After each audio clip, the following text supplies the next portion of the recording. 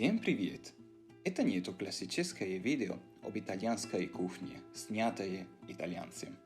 Скорее, это видео о том, что происходит в голове итальянца, который любит еду и культуру.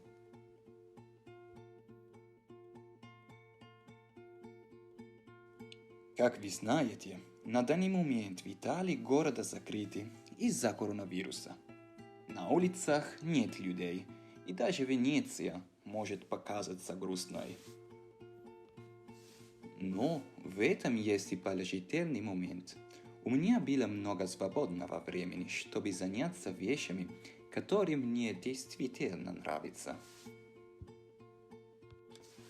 Например, я научился делать стойку на руках и даже выражать себя через искусство. Например, я начал играть на гитаре, но важнее всего, говоря о культуре, я стал готовить намного лучше. Однако я готовлю не только итальянские блюда. Вдохновленный южноамериканскими мотивами и энергией, мне хотелось бы понять боевой дух людей, с которыми я живу. Однако, я не могу оставить в стороне свою любовь к славянской культуре. Сегодня я расскажу вам об особенном блюде, которое я назвал мексиканские пироги. Как вы знаете, у нас в Италии много видов равиоли. Самые известные из них с рикоттой и шпинатом.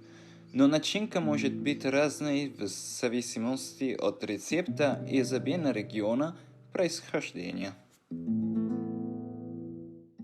Это старый рецепт. Писатель Giovanni Boccaccio упоминал его уже в XIV веке.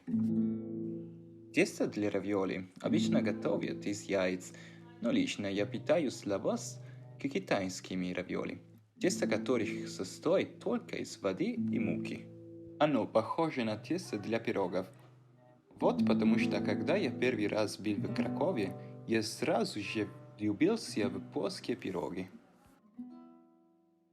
В этом варианте я использовал ингредиенты, взятые из мексиканской кухни. Вместе с мясом и некоторыми секретными ингредиентами я использовал острый перец, чеснок, лук, лайм, перец чили и имбирь. Моя бабушка всегда использовала имбирь для приготовления мексиканских блюд. Благодаря ей и моему дяде я полюбил готовить. Именно они научили меня готовить некоторые типичные блюда, такие как ньокки.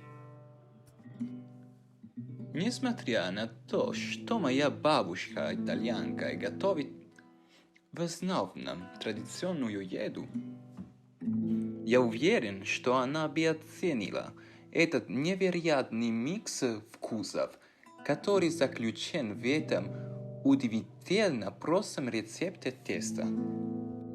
Этот рецепт настолько прост, что можно наделать больше теста, как если бы вы захотели открыть свое производство по приготовлению и продаже равиоли.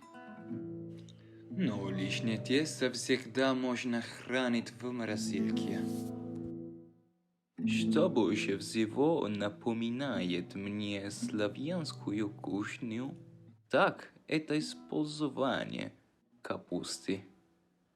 Я могу гарантировать, что конечный результат вас приятно удивит. К сожалению, я не смог найти правильное итальянское вино к этому блюду. Просто предпочел пиво ИПА.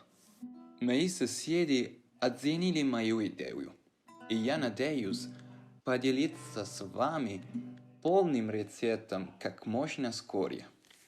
Arrivederci e grazie.